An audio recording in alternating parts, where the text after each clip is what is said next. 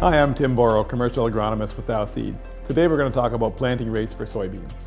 So planting rates for soybeans depends on about four things. One is the soil type, one is the tillage system the farmer is employing, one is the type of planter he's using and the row width, and then also the variety of soybeans being used.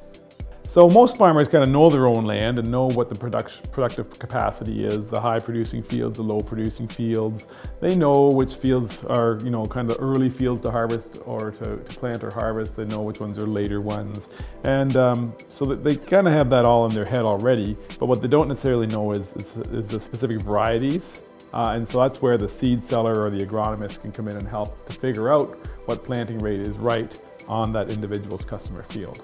Air seeders and drills do not singulate seed when they put it out the seed tube into the ground.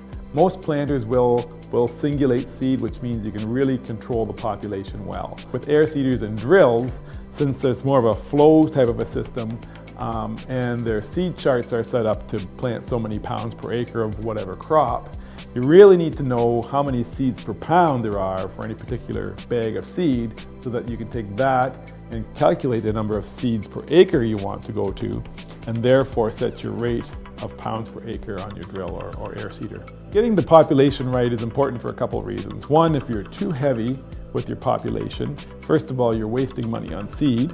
Secondly, it can be more prone to disease because the canopy is too thick and can't get proper air movement through to dry it out after dews and rainfalls, and that damp condition is ideal for disease growth. And if it's too light, you could be missing out on yield potential, so you could be losing profitability.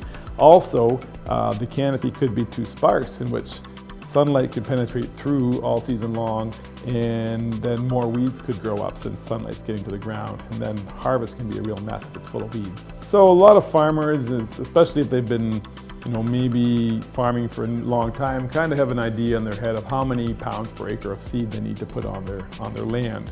And at one time, when the productivity wasn't as high of the land and maybe the productivity of the varieties weren't as high, it wasn't so critical. But now things are getting pretty specific. And so putting the right number of plants per acre is probably more important than ever. And so going with that old default pounds per acre, I'm going to plant 90 pounds per acre, I'm going to plant 100 pounds per acre, that really doesn't apply because you could be significantly over-seeding or under-seeding. And so it's really important to do the best job and get the most out of your land, the most out of your budget to get the right number of seeds per acre on. And the way you do that, if you're using a seeder, air seeder, or a drill that has a pounds per acre chart, you simply take the number of plants per acre that you're aiming for and divide that by the number of seeds per pound. And the seeds per pound are always listed on the seed bag. And that'll give you a pounds per acre as the answer to that equation. When farmers are looking at what varieties I'm going to grow and what fields, it's always good to do that in consultation with an agronomist so that they can help with the details and all the fine points of the individual variety, and the farmer knows the details of his field. Putting those two things together, you come up with the right recipe for that particular field with that variety.